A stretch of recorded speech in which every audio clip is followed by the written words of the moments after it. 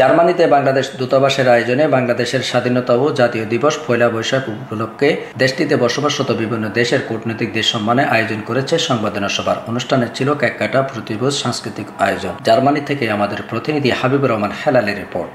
বাংলাদেশের মহান স্বাধীনতা ও জাতীয় দিবস ও পহেলা বৈশাখ উপলক্ষে বুধবার জার্মানির বার্লিনে বাংলাদেশ দূতাবাস দেশটিতে বসবাসরত বিশ্বের বিভিন্ন দেশের কূটনৈতিকদের সম্মানে বিশেষ সংবর্ধনা সভার আয়োজন করে। অনুষ্ঠানে বর্তমানের বাংলাদেশের অগ্রগতি ও উন্নয়ন আমন্ত্রিত অতিথিদের কাছে উপস্থাপন করেন রাষ্ট্রদূত মোহাম্মদ মোশাররফ হোসেন ভূঁইয়া। দূতাবাসের মিনিস্টার জাভেদ ইকবালের পরিচালনায় সংবর্ধনা সভায় প্রধান অতিথি হিসেবে উপস্থিত ছিলেন জার্মানির পররাষ্ট্র মন্ত্রণালয়ের দক্ষিণ এশিয়া ও আফগানিস্তান ইন্দো প্যাসিফিক পলিসির পরিচালক ও রাষ্ট্রদূত এরিক কুজবাই। তার বক্তব্যে জার্মানি ও বাংলাদেশের মধ্যকার চলমান সম্পর্কের নানা বিষয় ছাড়াও বাংলাদেশের অগ্রগতি অর্জন সবার সামনে তুলে ধরেন। এই সময় সংবর্ধনা সভায় বিভিন্ন দেশের রাষ্ট্রদূত, কূটনীতিক, সাংবাদিক, ব্যবসায়ী, বাংলাদেশের বিভিন্ন রাজনৈতিক ও সামাজিক সংগঠন ও কমিউনিটির নেতৃবৃন্দ, সাংস্কৃতিক কর্মী সহ নানা স্তরের প্রবাসীরা অংশগ্রহণ করেন। এরপর সাংস্কৃতিক পর্বে অনবদ্য সব নৃত্য ও বৈশাখের গান পরিবেশন করেন প্রখ্যাত নৃত্যশিল্পী অদিতি গুপ্ত ও টুপুর। পরে আমন্ত্রিত অতিথিদের পরিবেশন করা হয়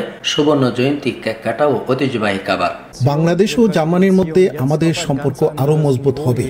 বিশেষ করে বাংলাদেশ আগের সময় চাইতে বেশ দ্রুত উন্নতি করছে। তবু অনেক ক্ষেত্রে আমরা দুই দেশ আন্তর্জাতিক নানা বিষয়ে আরো জোরালো ভূমিকা রাখতে পারি।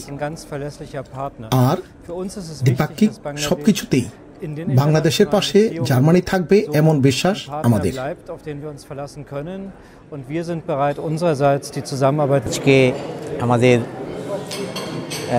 53তম স্বাধীনতা এবং জাতীয় দিবসের সম্বর্ধনা অনুষ্ঠানটি অনুষ্ঠিত হলো।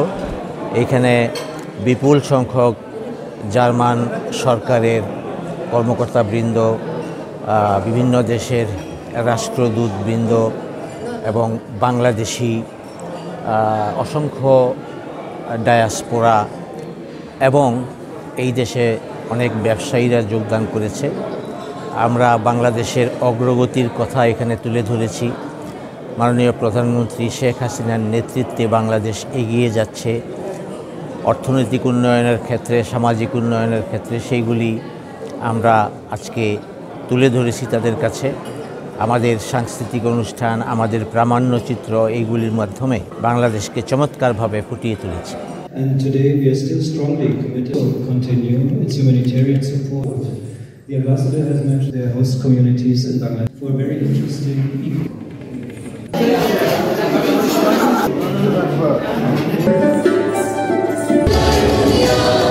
based on a foundation of mutual trust, and with great confidence we therefore look forward to continuing our long-standing friendly relations. So let us join tonight in the spirit of our Federal President's letter, and let us look back, perhaps in the beginning, onto our common past for a moment to understand how the strong relations, how the strong foundations of our relations were built. Smart countries in a 20 years span, riding in the has now become a development surprise to the world.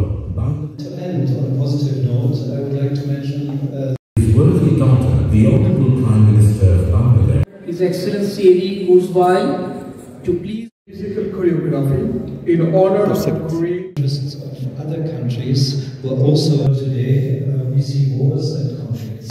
Electronic ID card production class in Bangladesh itself. Will have reliable partners like Russia. These government consultations are meant to come. Bangladesh is now achieving 7% average GDP in 2020.